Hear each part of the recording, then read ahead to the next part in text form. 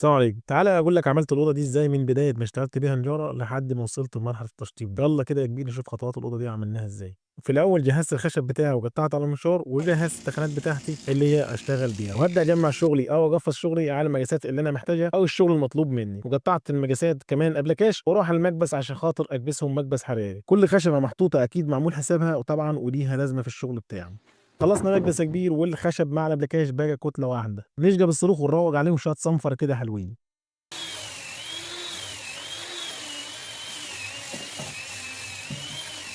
دي الجناب بتاعتي قبل ما أصنفرهم أنا غشيتهم غشاء زان، ودسترتهم كمان ركبت المفتاح بتاعي بعد ما صنفرت مكانه قبل ما أصنفره، وبعد كده أبدأ أجمّع الدولاب زي ما إحنا شايفين بالطريقة دي.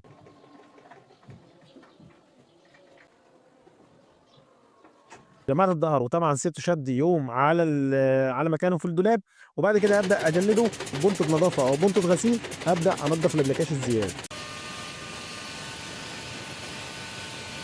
كده تمام ووقفنا الدولاب وعملنا التقسيمة بتاعته. طبعًا أنا مش هاشرح لك كل التفاصيل اللي في الشغل، لكن إحنا الرفوف دي كبس زي ما كبسنا الجناب والجواطيع، كبسناها نفس الكلام بالطريقة دي، وعملت لك التقسيمة اللي أنت شايفها دي، الدرجين دول تمام.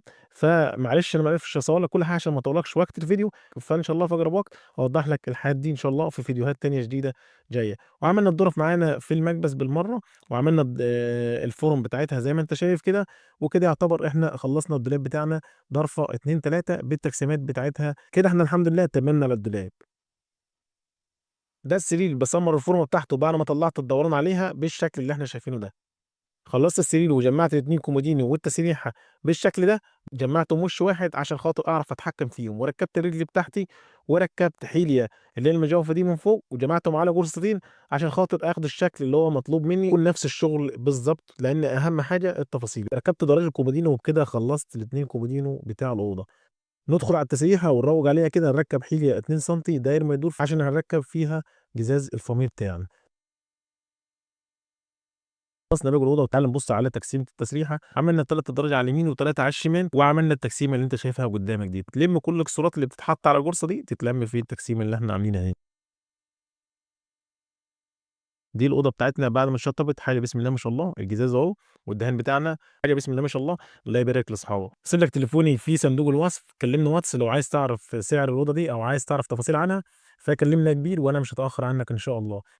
كده يعتبر إحنا عرضنا الدولاب، ال3 ضُرف والتقسيمة شُفتها خشب أبيض وشُفتها متشطّبة أهو.